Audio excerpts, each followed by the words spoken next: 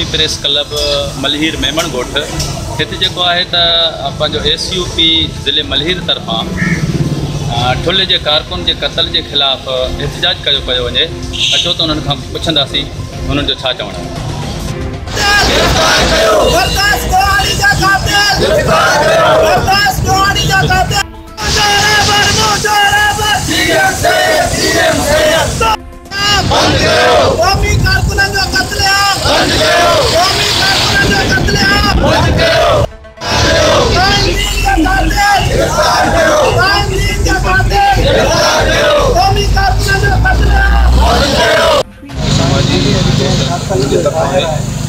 ठुल में कल नौजवान कत्ल किया है SUP जो कारकुन भी है सिंधी नौजवान भी है कायमुद्दीन उनके लिए एहतजाज कयूं पिया सिंधी माण्हुनि जो क़त्लेआम ॾींहुं ॾींहुं वधंदो थो वञे।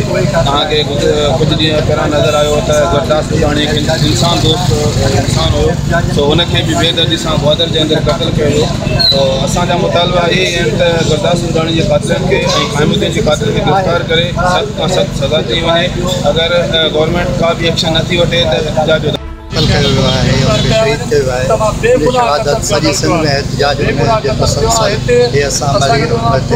कराची में भी एहतजाज करे रहिया आहियूं। मलीर में मां सम्झां थो त हुनजा क़ातिल खे लिकल न आहिनि के चुकल न आहिनि। उनजा वारिस चवनि था उनजा घरवारा चवनि था कि असांखे ब्रेड हुया असांखे जेका भत्ते जूं चिठियूं हुयूं त लाज़मी उन भत्ते फ़ौरन ई जेको आहे उनखे शहीद कयो आहे। असीं उनजो परज़ोर मज़म्मत कयूं था आला इदारनि खां सिंध गवर्नमेंट खां उनजे क़ातिलनि खे फिलफोर गिरफ़्तार करे पंहिंजे कैफ़र किरदार ते पहुचायो वञे। अगरि न कयो वियो त हीअ एहतजाज जो दाइरो वधायो वेंदो। तव्हां दोस्त बेगुनाह असांजो SUP जो कारकुन जेको क़त्ल थियो आहे उहे क़ातिल अञा ताईं गिरफ़्तार न थिया आहिनि। असां घुर था कयूं वज़ीर आला सिंध खे उते जी चूंड निमाज़ खे घरू मिनिस्टर खे ऐं ॿियनि आला इदारनि खे क़ातिल जेको आहे फ़ौरन गिरफ़्तार कया वञे।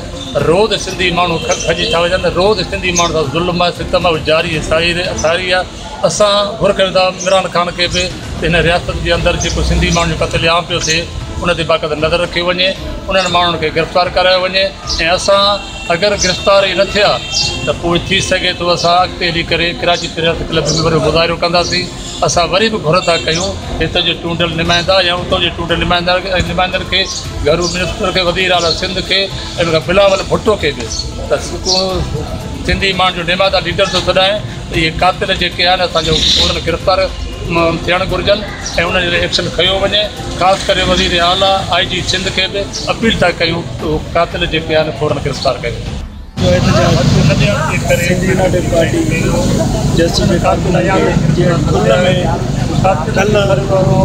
शहीद बेदर्दी सां क़त्ल कयो उन जे क़ातिलनि खे गिरफ़्तारी जे लाइ ज़िले मलीर तरफ़ां मेमण ॻोठ में एहतजाज कयो ऐं जेसीं ताईं उन जा क़ातिल गिरफ़्तार नथा थियनि तेसीं ताईं असां पंहिंजो एहतजाज खे जारी ऐं सारी रखंदासीं। ऐं ॿियो एहतजाज असांजो जेको तालीम दोस्त गुरदास हुयो उन जे लाइ आहे जेके ग्वादर जे अंदरि बलूचिस्तान में बेदर्दी सां उनखे बि गोलियूं हणी करे क़त्ल कयो वियो।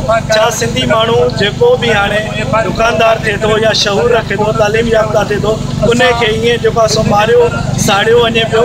केसीं ताईं असां ख़ामोश रहंदासीं केसीं ताईं असां वाठार कंदासीं। असां हुकूमत खे चऊं था असां सम्झूं था हिननि जे पोयों कंहिंजो बि हथ आहे।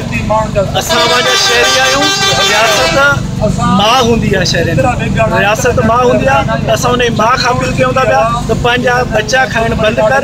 जेकॾहिं बच्चा खाइणु बंदि नथा कयो पोइ इहे बच्चा अगरि उथी पिया पोइ न इहा मां रहंदी न ई जेको आहे सो इहे तव्हांजा इदारा ई रहंदा। असां अपील कयूं था पिया उन्हनि खां आला इदारनि खां बि त ठुल जे अंदरि SUP जो जेको कारकुन बेदर्दी सां क़त्ल कयो वियो आहे उन जा क़ातिल जल्द व जल्द गिरफ़्तार कया वञनि ऐं उनखे सज़ा ॾिनी वञे। महिरबानी।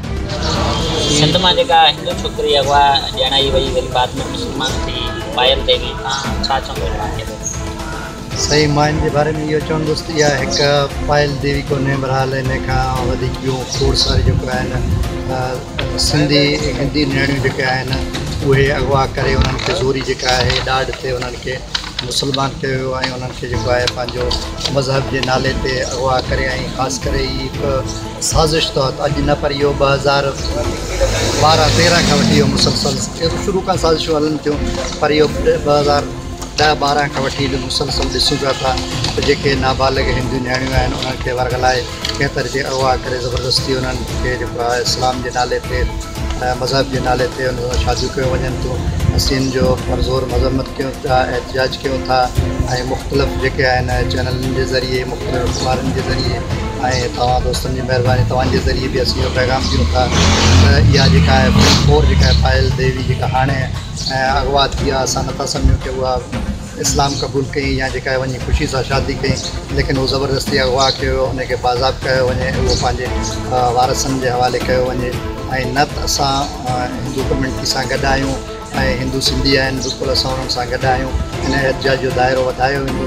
वाज़े उन्हनि जा माइट चवनि था त भई हिकु टीचर जंहिं वटि पढ़े पियो थो त अॼु असांजे नियाणियुनि जो मुस्तक़बिल जेको आहे उहो छा थींदो, सुभाणे को बि पंहिंजे नियाणी खे जेको आहे स्कूल में छॾण जे लाइ तयारु न हूंदो, जॾहिं हिकिड़ो उस्ताद जो पेशो जेको आहे उहो ई अगवा करे, उहो ई खणी वञी जेका आहे इहो ड्रामो रचाइनि ऐं मज़हब जे नाले ते जेका आहिनि वञी इस्लाम क़बूल कराइनि, त मां सम्झां थो त जेतिरे सख़्तु लफ़्ज़नि में मज़म्मत कजे उहा घटि आहे।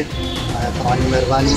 असां वरी बि मज़म्मत बार कयूं था त इन खे फिल्म 4 पायल देवी खे आज़ादु करे पंहिंजे माइटनि खे हवाले कयो।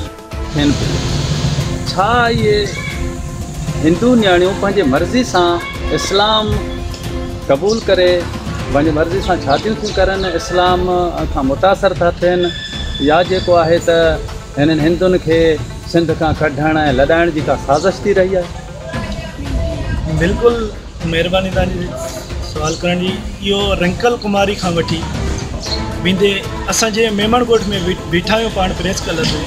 ही मेमणगोठ उहो आहे जिते कुझु तक़रीबन साल खनि पहिरीं आरती महेश्वरी जेका 14 सालनि जी उहा बि गायब थी, त उन खां पोइ ठटे जे अंदरि जेको हिकु टीचर जे हथां पायल देवी कुझु ॾींहं पहिरियां उहा गुम थी करे ऐं उनखे मुस्लमान ॼाणायो करे उनजो निकाह कयो वियो आहे, त पंहिंजी राजपूती सां शादी कई। असां सम्झूं था त इहो जेको असली जेके सिंध जा वारिस आहिनि, जेके रूपले कोली जा तससुल आहिनि, जेके सिंध जा वारिस आहिनि, उन्हनि खे हितां लॾ पलायण कराइण जी जेका वरी हिकु साज़िश कई पई वञे, उन्हनि खे हितां लॾायो पियो वञे।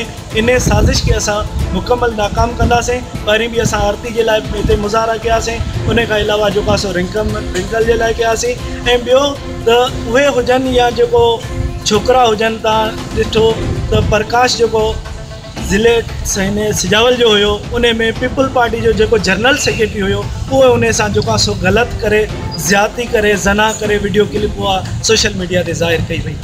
असां चऊं था त अगरि असीं अहिड़े मुआशिरे में रहूं था पिया जिते सिंध जे वारसनि खे माना लॾाइण जी साज़िश कई थी वञे ऐं उन्हनि सां गॾु हलणु हिकिड़ो ॾोह सम्झो थो वञे, त असां इन कारे क़ानून जी सख़्तु लफ़्ज़नि में मज़म्मत बि कयूं था पिया ऐं असां आला इदारनि खां इहो नोटिस वठूं था। ऐं ॿियो हिंदू कम्यूनिटी खे जेके सिंध जा वारिस आहिनि उन्हनि खे इहा अपील कयूं था त ख़ुदारा पंहिंजे पाण खे तव्हां अकेलो न सम्झो ऐं न तव्हां हींअर वक़्तु घणो थी वियो पीपल पार्टी खे घणो आज़मायो तव्हां। पीपल पार्टी तव्हांजे कंहिं बि मसइले में नथी अचे, तव्हां सां गॾु क़ौमी कारकुन हर मोड़ ते हर वक़्त ते बीहंदा, तव्हां उन्हनि जो साथ ॾियो। कंहिं बि तौरु क़ौमी तहरीक जो मां नथो चवां तव्हां SUP में अची शमूलियत कयो, न, पर पंहिंजी गैरत जे लाइ, पंहिंजी इज़त जे लाइ बाख़ुदा उथो। असां इंशाअल्लाह ताला हर वक़्तु हर मोड़ ते तव्हां सां गॾु आहियूं ऐं पायल देवी गुम थियल जेका हिकु टीचर जे हथां आहे उन्हनि जी सख़्तु लफ़्ज़नि में मज़म्मत कयूं था पिया। तव्हां वीडियो ॾिठी हूंदी त जेॾीमहिल पायल देवी खे ज़ाहिर कयो वियो त ख़ासि कर उन जे हथनि ते निशान हुया, उन जे माथे ते निशान हुया। अगरि चऊं था उहा राज़ ख़ुशी सां शादी करे आहे त कुझु ॾींहं जेका उन्हनि जी पहिरीं तस्वीर हुई केॾी गुलाब जे गुल वांगुरु खिलंदड़ हिकिड़ी तस्वीर हुई, पर जंहिं वक़्तु उनखे ज़ाहिर कयो वियो त उन जा चहिरे जा निशान, उन जा हथनि जा निशान इहा गवाही ॾियनि था त असांखे मज़हब जे नाले ते हिकिड़ी ज़बरदस्ती जेको आहे सो लॾ पलाण करायो थो वञे ऐं इहो ॿुधायो थो वञे त न पंहिंजा जेको आहे सो लेडीज़ जेका छोकिरियूं आहिनि सिंध जूं नियाणियूं उन्हनि खे पढ़ायो, न उन्हनि खे अॻिते वधायो, न ई जेको आहे सो शऊर याफ़्ता थी करे पंहिंजी मालिकी करे सघनि। इहा हिकिड़ी साज़िश आहे, असां हिन जी मज़म्मत कयूं था पिया। वॾी महिरबानी।